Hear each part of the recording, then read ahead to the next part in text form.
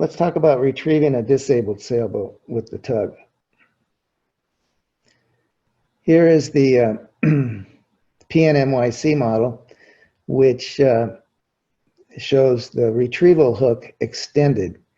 The hook is attached to the boat with the vertical part of this 1/16 inch steel rod going down into the boat at this point, quite forward of the transom, into a carbon fiber tube. But this isn't a very good photograph for that. I'll show it in more detail. But what I want to explain here is that this is a bungee cord, and it's attached here to the retrieval bar.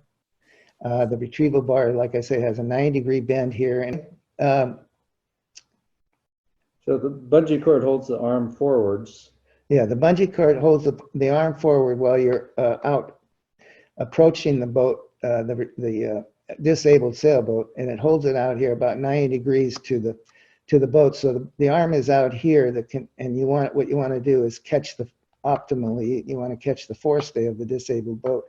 However, you can hook the backstay, or you can hook the side stay. It doesn't matter. Once you hook the disabled sailboat, this hook will swing back like this and go parallel to the boat and will tow the sailboat.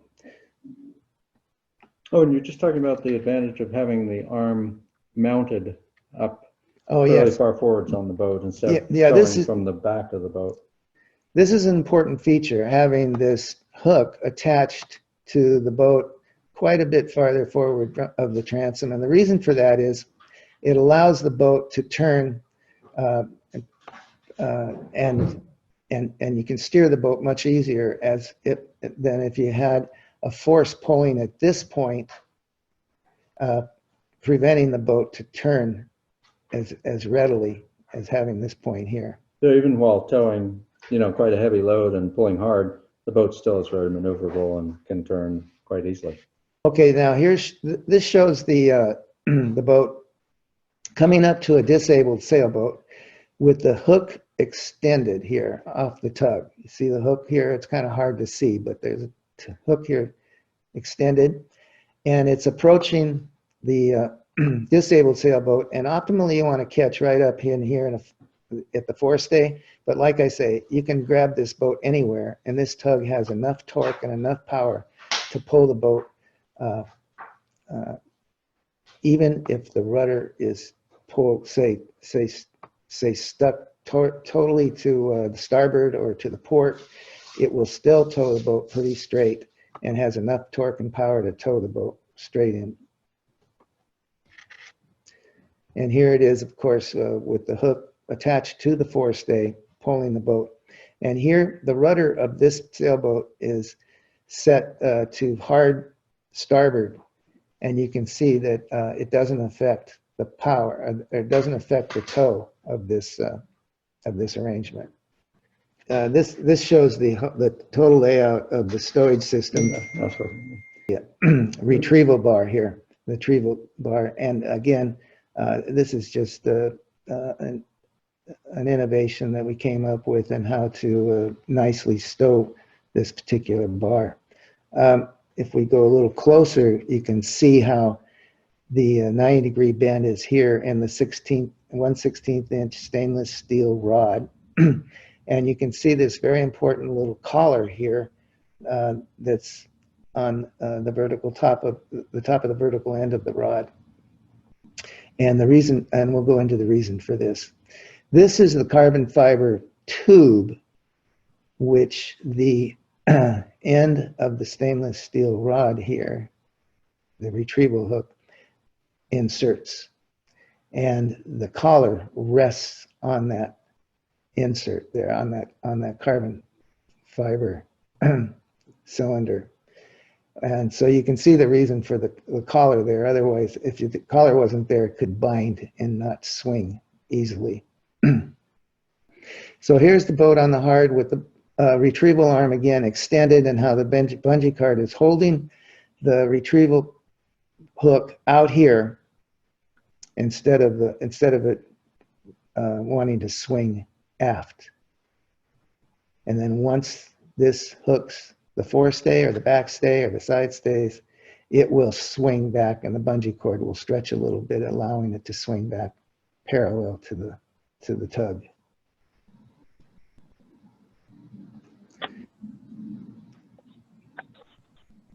This is the barge, the T-24 barge. It is it's about 22 inches long, and it's an inch wider than the tug. And these little pyramids here, and these two strakes here, back here, and the dimple here, they all have a major purpose.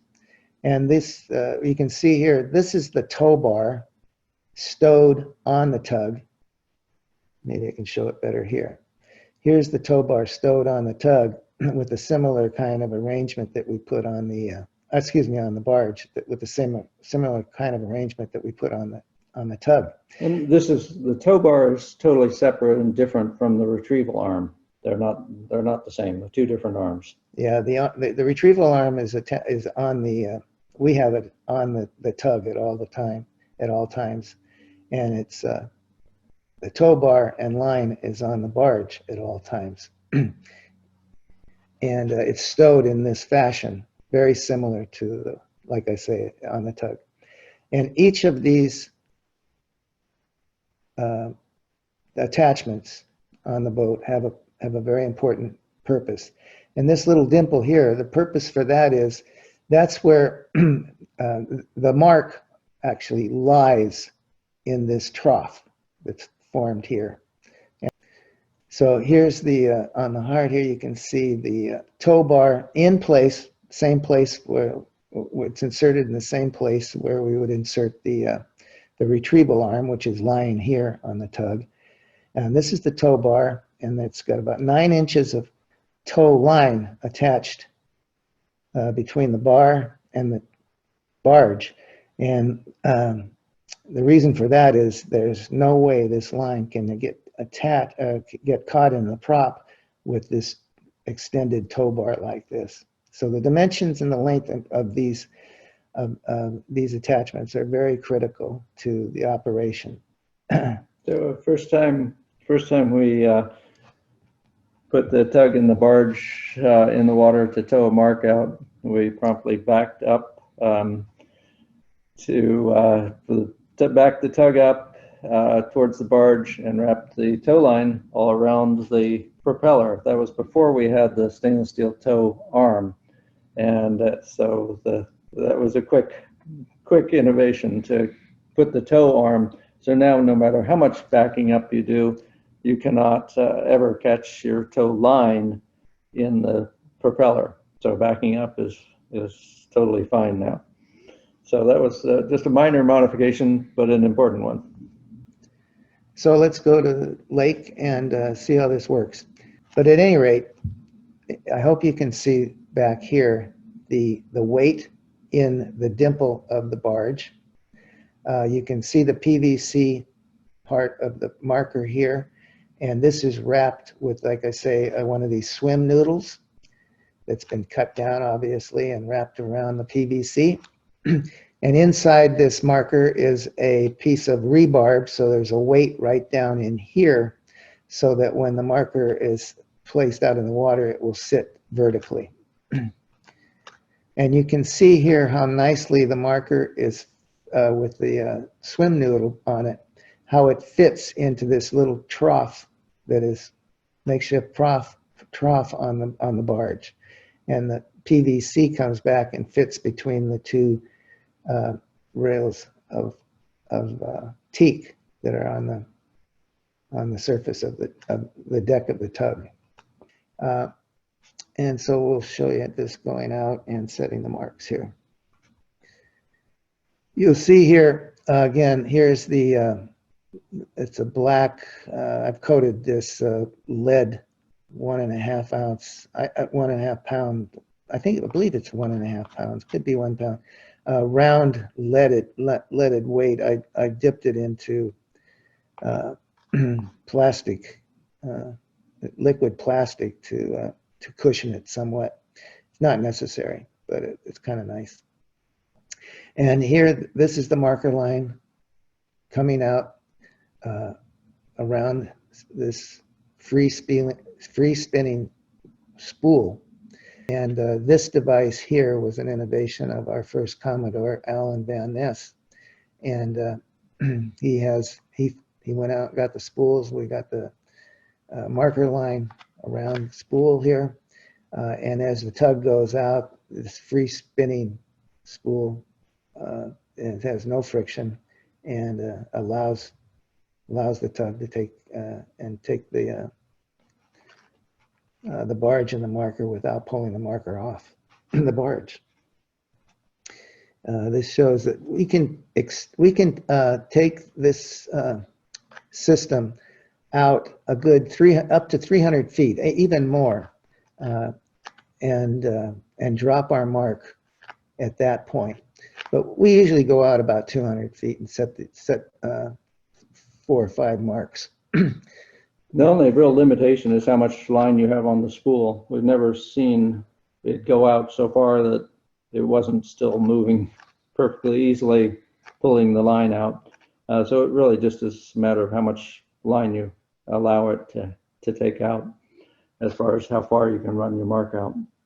Once we get to where we want the marker placed, we just tug on the marker line, give it a quick jerk, and the ball here, the leaded weight that was in the dimple of the barge, it comes off, pulling with it the marker. And the marker line, of course, is attached to the marker, and the ball slides down the marker line to the bottom of the lake. And with these little troughs made like this on the barge, the marker stays on there quite stable, even in rougher seas.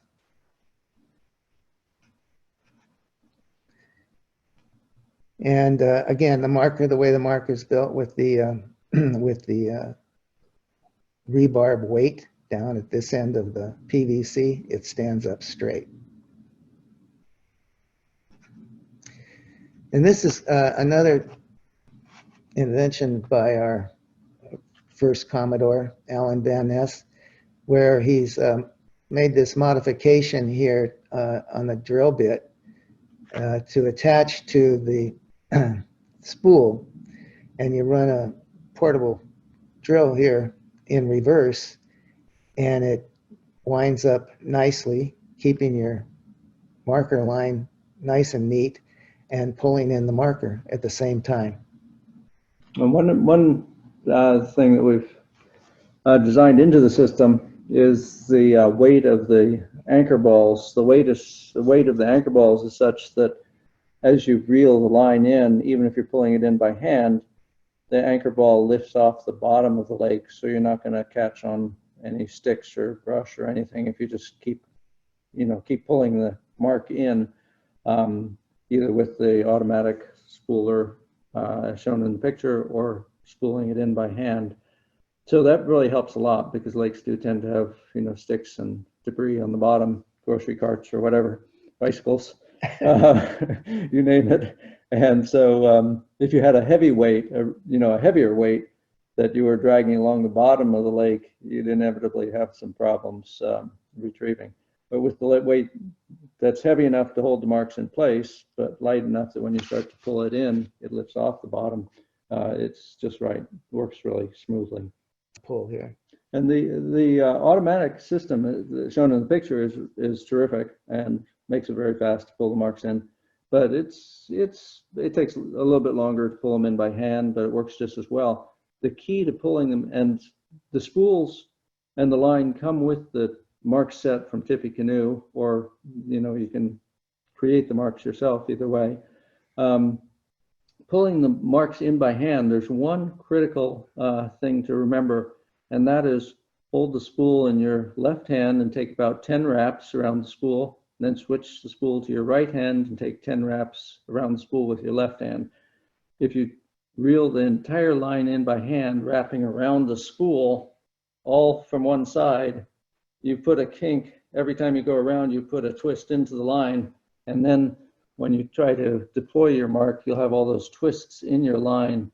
But when you switch the spool from one hand to the other hand, then you're putting an opposite twist into the line every 10 wraps, and you never have any problem with it kinking. If you get too much kinking in the line, the anchor ball won't slide down the line smoothly. So that's, you need to train your line retrievers the first time they're pulling in the line to switch hands on the spool if you're doing it manually. If you're doing it with the automatic system, there's no kinking, of course. And it works just fine. The marker stays on, and here you can see the weight. This one doesn't have the black plastic coating on it. It's kind of like a rubber coating. This one is just plain. It works just fine. And this is a Tippecanoe marker. This one might just be the plain lead, or it might have been dipped in epoxy, or just had epoxy float over it, over the lead ballast weight. Either way works fine. And we really haven't ever had a situation where the winds were too strong or the waves were too big or anything to use the tug for setting the marks. Every time we've used them, gosh, the system for what, 5 or 6 years at least, maybe 7 or 8 or 9 years. It's been about 6 years. 6 or 7 years. Yeah, it's been, and never gone out on a day where we could sail, but couldn't set the marks with the tug because the tug really handles the weather beautifully. One other aspect about these marks, the farther out marks we'll set with the tug, like the upwind mark and the diving mark and the downwind mark, but the inner close, often the starting line is just off the dock, and these marks are designed to be throwing marks as well. So the marks can be thrown almost 30 yards with a good arm, certainly 20, 60 or 70 feet quite easily. So for the starting line, we'll probably just toss the marks out and get them set that way. And then for the farther out marks, we'll use the tug and barge system.